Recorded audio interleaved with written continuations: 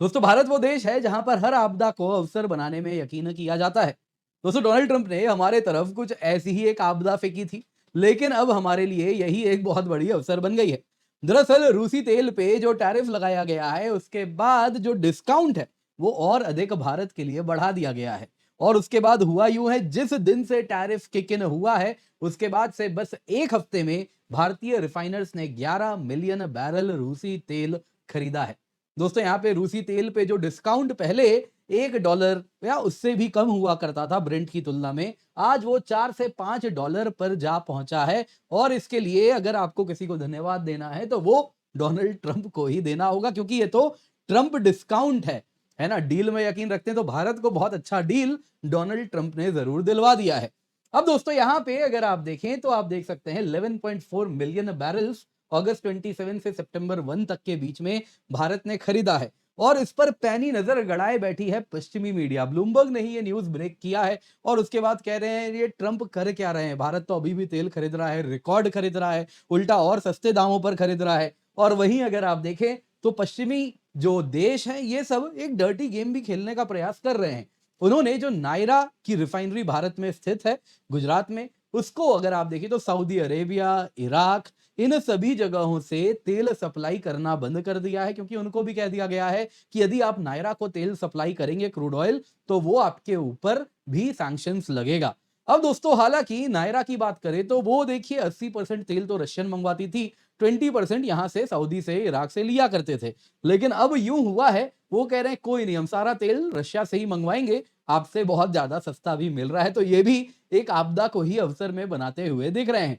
दूसरी तरफ दोस्तों भारत का ये एक कहीं ना कहीं बड़ा ही एक स्टैंड भी दिखा रहा है जो क्लियर है। जैसा आपको याद होगा जयशंकर साहब ने भी कहा और फिर हरदीप सिंह पुरी साहब ने भी कहा कि हम जहां से भी सस्ता तेल मिलेगा जो भारत के आर्थिक हित में होगा वो हम लेंगे। यूएस टैरिफ अनफेयर है, अनजस्टिफाइड है। दोस्तों यहां पे अगर आप देखें तो ओएनजीसी ग्रुप ने भी कह दिया कि हमारे भी जो रिफाइनरीज हैं, ओएनजीसी के जी हाँ रिफाइनरीज भी हैं, तो वो भी अगर आप देखें तो उन्हीं के जो रिफाइनरीज हैं वो भी रशियन तेल खरीदेंगे जब तक वो इकोनॉमिकल रहने वाला है। दोस्तों यहां पे लेकिन हो सकता है आप में से कई लोग पूछेंगे तेल सस्ता होने से हमें क्या मिलता है, हमें क्या फायदा, पैसा तो ये रिफाइनरी वाले कमाते हैं। अक्सर आप लोग यही कमेंट में देखता हूं कुछ कुछ आता रहता है। तो शायद ये जो पीढ़ी है इन्होंने वो दिन नहीं देखा है जब एक समय था जब क्रूड ऑयल ग्लोबल मार्केट में जब $140 पर बैरल होता था और जब वो महंगा तेल हम खरीदते थे तो हमारे यहां जब 12% 13% इन्फ्लेशन का दर होता था, शायद वो भूल चुके हैं। तो उनकी ताजे भी यादा उनकी जो याद है वो भी जरा ताजा कर देते हैं और समझते हैं जब तेल सस्ता हुआ तो इससे हमें क्या फायदा मिला, जब तेल रूसी तेल सस्ता भारत आया तो इससे आपको और मुझे क्या फायदा हुआ। आइए जरा वो भी देखते हैं। पर इससे पहले आगे बढ़े दोस्तों आप सभी को याद दिलाना चाहूंगा मैं कि आपके लिए हम special UPSC weekly news navigator लेकर के आए हैं। हर सैटरडे शाम को 7 बजे आपको हमारे साथ जुड़ना है। 2 घंटे में डेली करंट अफेयर्स जो भी होता है हफ्ते भर में, वो हफ्ते भर का करंट अफेयर्स बस एक दिन 2 घंटे में करेंगे। बिल्कुल फ्री है आप सभी के लिए, अनअकैडमी प्लेटफॉर्म पे करेंगे ताकि आपके लिए एड फ्री एक्सपीरियंस बना रहे। बाकी दोस्तों यहाँ पे आप वीडियो लाइक करें, चैनल सब्सक्राइब करें, बेल आइकन अवश्य दबा दें। सबसे पहले दोस्तों आइए जरा नंबर्स देखते हैं। तो ट्रंप ने जिस प्रकार से भारत के ऑयल ट्रेड को चोक करने का प्रयास किया और टैरिफ हमारे ऊपर लगाया, वही टैरिफ बैकफायर कर रहा है। ट्रंप की बात सुनना तो दूर, यहां भारत ने रिकॉर्ड रशियन क्रूड मंगवाया है क्योंकि रशिया भी डिस्काउंट दे रहा है। ब्लूमबर्ग ने यह कवर किया है जो रशियन यूराल क्रूड है वो भारत को $3 से $4 पर बैरल के डिस्काउंट पे मिल रहे हैं ब्रेंट की तुलना में। और अगर आप सितंबर और अक्टूबर में देखें जो डिलीवरी अब आने वाली है उसमें तो काफी जबरदस्त डिस्काउंट मिला है। ये डिस्काउंट जहां $1 पर बैरल हुआ करता था जुलाई में, और अगर आप देखें तो करीबन करीब $2.5 जब हुआ था तो 2.5 भी हुआ था, लेकिन अब ये काफी बढ़िया डिस्काउंट $4 पर बैरल के डिस्काउंट पे मिल रहा है। और नतीजा हुआ यूं है, एक हफ्ते में जब से टैरिफ लगा अगस्त 27 से सितंबर 1, इस बीच में भारत ने 11.4 मिलियन बैरल एक हफ्ते में खरीद लिया है। मत भूलिए दोस्तों ये टैरिफ आने के पहले जरूर हम थोड़ा कम तेल खरीद रहे थे क्योंकि लग रहा था कि शायद ट्रंप टैरिफ नहीं लगाएंगे, लेकिन जब लगा दिया तो वो कहावत है ना, जब तक मुट्ठी बंद है तभी तक उसकी कीमत लोग समझते हैं। तो बंद मुट्ठी लाख की, खुल गई तो खाक की। तो यही ट्रंप के साथ भी यहां पर हुआ है। दूसरी तरफ दोस्तों ये भी बड़ा इंपॉर्टेंट है कि हम समझें कि ये जो रूसी तेल की यहां जो बात हो रही है ये जो डिस्काउंट है ये भी स्पेशली पुतिन ने दिया है, क्योंकि वो अपने मार्केट को जो भारत है उसे बनाए रखना चाहते हैं। यहां पे दोस्तों अगर आप देखें तो यूएस प्रेशर जो है, उसके बाद अगर आप देखें तो डॉक्टर एस जयशंकर साहब ने साफ साफ कहा था कि इंडिया का जो ऑयल ट्रेड है रशिया के साथ वो बरकरार है और वो रहेगा, क्योंकि इस वजह से ग्लोबल प्राइसेस स्टेबल हुए हैं और नेशनल एंड इंटरनेशनल नेसेसिटी है कि भारत रूसी तेल खरीदे। दोस्तों यहाँ पे ट्रंप चाहते हैं कि भारत उनके डिमांड्स को झुक जाए, रूसी तेल बंद कर दे, दबाव में आ जाए और इनके ट्रेड डील को एक्सेप्ट कर ले। और इसके लिए वो अपने अटैक डॉग्स नेवारो जैसे, है ना, वैसे ही आप देखें तो स्कॉट बेसेंट जैसे लोगों को छोड़ते भी हैं और अलग अलग बातें करते हैं, मोदीज वॉर या फिर क्रेमलिन्स लॉन्ड्रोमैट और न जाने क्या क्या नहीं बोला है। लेकिन यहाँ पे जो ट्रेड इनसाइडर्स हैं वो क्लियरली कह रहे हैं कि इंडियन रिफाइनर्स सितंबर महीने में जो तेल रूस से खरीदे हैं वो 20% से बढ़ने वाला है, क्योंकि डिस्काउंट बहुत लुक्रेटिव है। अब दोस्तों इतना सस्ता तेल अगर यहां आएगा तो रिफाइंड आउटपुट यानी कि डीजल हो गया, एविएशन टरबाइन फ्यूल हो गया, वो भी सस्ता होगा। और जब ये डीजल मार्केट भर में एक्सपोर्ट किया जाएगा तो यकीन मानिए सबसे पहले यही आने वाले हैं जीप लपलपाते हुए वो सस्ता डीजल खरीदने। जी हाँ, क्या रशिया, यूक्रेन भी अब तो वही डीजल खरीद रहा है हमसे, क्या यूरोप, क्या यूएसए, सब हमसे वही डीजल सस्ता खरीदने वाले हैं, क्योंकि सस्ती चीजें सबको पसंद हैं यहां पर, तो वही होने भी वाला है।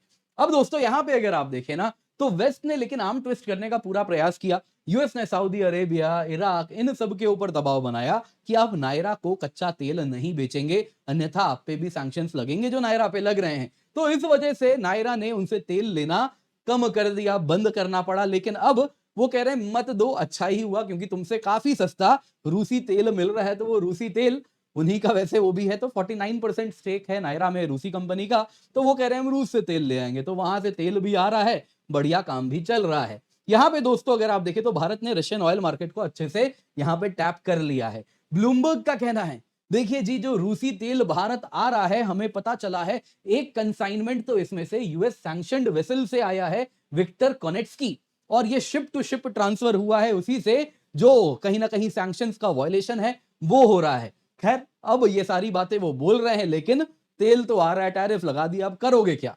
दोस्तों यहाँ पे बात बड़ी क्लियर है, इंडिया प्रेशर में झुकने नहीं वाला।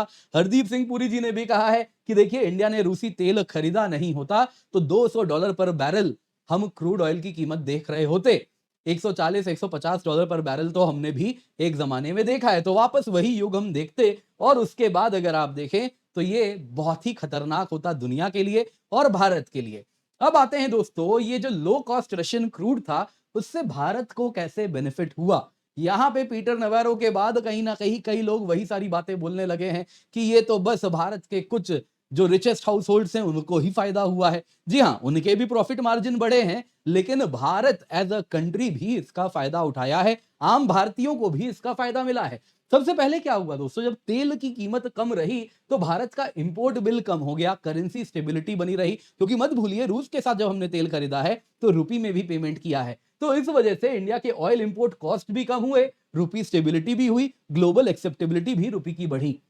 दूसरी बात, पेट्रोल डीजल प्राइसेस स्टेबल हुए। यदि भारत रूस से तेल नहीं मंगाता तो ग्लोबल ऑयल प्राइस तो $100 पर बैरल पार करके 200 भी पहुंच जाते। और उसके बाद डोमेस्टिक फ्यूल प्राइसेस इतनी बढ़ती कि आप अगर देखें तो घरों में जो हाउस होल्ड है हमारा इन्फ्लेशन दर बढ़ जाता। एक समय था जब ऐसे ही तेल की कीमत बहुत ज्यादा हुआ करती थी तो भारत में 12% 13% इन्फ्लेशन नॉर्म होता था। शायद आपको याद ना हो तो आप अपने माता पिता से एक बार पूछिएगा क्या होम लोन का रेट चलता था, क्योंकि वो इन्फ्लेशन से ही लिंक्ड है, तो आपको जब पता चलेगा तो समझेंगे क्या इन्फ्लेशन एक जमाने में भारत ने देखा है। और उस इन्फ्लेशन के पीछे महंगी तेल की कीमत ही सबसे बड़ा जड़ होती है। अगर हम ना चाहें लोगों तक वो तेल की कीमत पहुंचे तो सरकार को उधार लेना पड़ता है, जो कि चुकाना तो आने वाली फिर पीढ़ी को है। अगर उधार ले रहे हैं तो आज आप नहीं चुकाएंगे, आपके बच्चे चुकाएंगे, 10 साल बाद चुकाना है, तो वही होना था। तो इस तरीके से भारत की आर्थिक मजबूती में भी घर उसका बहुत बड़ा रोल रहा और हाउस होल्ड के लिए भी ये बहुत बेनिफिशियल हुआ। इन्फ्लेशन जब एसेंशियल्स में कंट्रोल हुए तो फूड प्राइसेस वो बहुत ज्यादा कंट्रोल हुए, लॉजिस्टिक प्राइसेस कम हुए, तो हमारी मैन्युफैक्चरिंग के लिए भी ये बहुत बेनिफिशियल हुआ है। वैसे ही सीपीआई इन्फ्लेशन भी दोस्तों भारत में मैनेजेबल रहा। आपको याद होगा आज से 3 साल पहले यूरोप में जो गैस की प्राइसेस थी वो इतनी ज्यादा थी कि वहां पे ठंड में लोगों के पास गैस सप्लाई नहीं था, लेकिन भारत में ये कभी नहीं हुआ। हमेशा एनर्जी ना सिर्फ अफोर्डेबल रहा, अवेलेबल रहा, अफोर्डेबल भी बना रहा। दोस्तों यहाँ पे अगर आप देखें तो फ्यूल प्रोडक्ट्स में एक्सपोर्ट ड्यूटी से भी सरकार कमाई है, जिसमें क्या हुआ आपको मैंने ऑलरेडी आंकड़ा दिया था। डीजल में एक समय में अभी रिसेंटली 2022 से 2024 के बीच में एक्सपोर्ट ड्यूटी लगा रहा डीजल में, एविएशन टरबाइन फ्यूल में। डीजल में तो 20-22 डॉलर पर बैरल था, वैसे एविएशन टरबाइन फ्यूल में भी 12 डॉलर 5 डॉलर इस रेंज में रहा है पर बैरल जो सरकार कमाई है। ये पैसा सरकार के पास आया तो वेलफेयर स्कीम्स में वही खर्च हुआ है। वही अगर आप देखें तो गवर्नमेंट रेवेन्यूज उससे बढ़े हैं, तो उससे फूड ग्रेन्स जो घर घर तक पहुंचाया गया, इंफ्रास्ट्रक्चर प्रोजेक्ट्स जो बने, उन सब में इसी का तो रोल हुआ है। तो घूम के हमारे ही पास ये भी आया है। इसके सिवा रिफाइनरीज को फायदा हुआ, रिफाइनरीज को फायदा हुआ तो उसका फायदा क्या होगा, तो मैन्युफैक्चरिंग उनकी कैपेसिटी बढ़ी, यानी जॉब्स बढ़े। इस तरीके से अगर आप देखें तो आज इंडिया ग्लोबली रिफाइनिंग हब बन के उभरा है कि यूक्रेन भी भारत के पास ही आता है डीजल लेने के लिए। तो ये बहुत बड़ा एक स्ट्रेटेजिक हेफ्ट है जो भारत के पास इस वक्त मौजूद है रिफाइनिंग कैपेसिटी की वजह से। तो इस तरीके से जियोपॉलिटिकली भी ये बहुत ही ब्रिलियंट मूव रहा है। उम्मीद करता हूं दोस्तों आपको वीडियो पसंद आई होगी, लाइक जरूर कीजिएगा। इसके सिवा मत भूलिए केवल 17,999 रुपए में आपके लिए हम सब्सक्रिप्शन लाए हैं। टीचर्स डे का सेल है, 1 साल की सब्सक्रिप्शन आपको मिल रही है जब आप KC10 कोड यूज करते हैं। दोस्तों इस कीमत पे complete GS, complete CSAT, prelims test series में टेस्ट सीरीज विद इवैल्यूएशन आपको मिल रहा है। इसके सिवा अगर आप 2 साल की सब्सक्रिप्शन लेते हैं वो आपको बस 24,999 रुपए में मिल रही है। इस कीमत पे आपको फ्री मेंस रेसिडेंशियल प्रोग्राम भी मिलेगा। 2 साल की सब्सक्रिप्शन तो मिलेगी ही, साथ साथ जैसे ही आप प्रीलिम्स क्लियर करेंगे आपकी मेंस की तैयारी के लिए दोस्तों आपको हम ऑफलाइन तैयारी उसकी कराएंगे, जिसमें एकोमोडेशन यानी रहना, वैसे ही खाना, टेस्ट सीरीज, मेंटरशिप सब कुछ आपको हम प्रदान करेंगे। इसके सिवा दोस्तों यहाँ पे अगर आप उसके बाद प्रीलिम्स क्लियर नहीं कर पाए तो फ्री एक्सेस आपको मिलेगा क्रैश कोर्स का अगले प्रीलिम्स और मेंस के लिए। तो आप निश्चिंत होकर जुड़ सकते हैं। इंडिया के जो बेस्ट लर्नर्स हैं, जो रैंक क्लियर कर रहे हैं, वो यहाँ पे जुड़े हैं। 80+ यूपीएससी रैंकर्स हैं जो हमारे साथ जुड़े हैं, जो कि इसका लाभ उठाए हैं। तो मेक श्योर आप जुड़े, use the code KC10 for maximum discount.